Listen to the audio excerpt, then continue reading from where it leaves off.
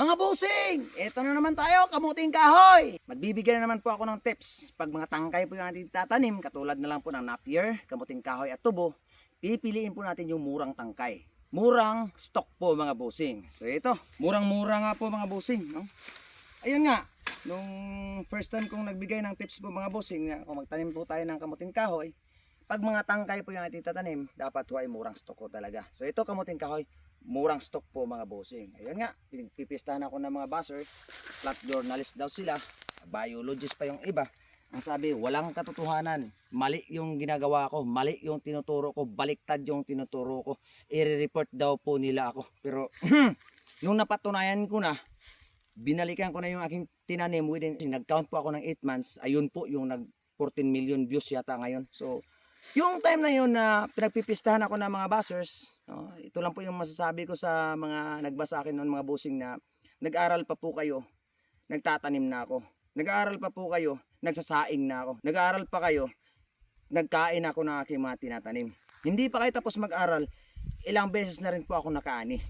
So dapat mga bossing, huwag po nating ipagmamalaki yung ating pinag-aaralan. Instead, gagamitin po natin para i-inspire yung ating mga kapwa Pilipino na mga walang pinag-aralan kagaya ko na nagsisikap din sa buhay.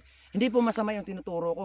Noong napatunayan ko na po mga bossing na paldo-paldo po sa laman, wala na may plant journalist, wala na may biologist, wala na may agriculturist na nag-comment doon. So nasampal po sila sa mukha, kabilaan ho talaga mga bossing. So ngayon, balik na naman tayo sa murang stock. Sige.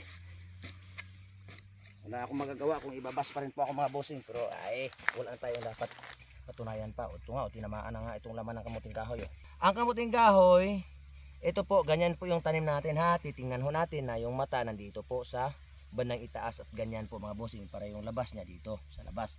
Kasi kung babaliktarin natin, ang sabi po ng iba, nakakalason daw po yung baliktad na pagkatanim ng kamuting kahoy. Ang baliktad na pagkatanim ng kamuting kahoy, hindi po yan connected sa nakakalasong laman mga bossing. Ang problema lang, pag baliktad, instead na labas dito sa lupa, pupunta po sa ilalim yung tubo. Yung iba hindi po makakasurvive, hindi makakalabas sa lupa, kaya mamamatay. Yun lang po yung problema. Pero kung sabihin natin nakakalason, hindi po yan totoo. Walang katotohanan yan. Ang nakakalason po ay yung cyanide po. May katas po kasi yung laman ng kamuting kahoy, na pag magluto ho tayo, dapat po nating tigaan instead sa sinaing po mga bossing. Pero kung magsaing po tayo ng laman ng kamuting kahoy, siguraduhin lang po nating lutong-luto. Bawal po ang half cook ha. At kung magsugnod tayo or magatong ho tayo ng kamuting kahoy, kahoy po yung ating gamitin mga bossing, wag po yung mga bagol ba, yung sa niyog, wag po yung mga kawayan, kasi hindi po consistent ang apoy yun, pabugso-bugso at walang baga. So delikado po pag ma-half cook po kasi mga bossing, matitrigger po yung cyanide. Kung laman ng kamuting kahoy mabilad po sa araw, magiging half cook po siya, matrigger po yung cyanide, kaya yun po yung nakakalason. Pero regarding naman po sa pagtatanim, sabi nila pag baliktad yung pagkatanim nakakalason, wala yan mga bossing, hindi po yan totoo.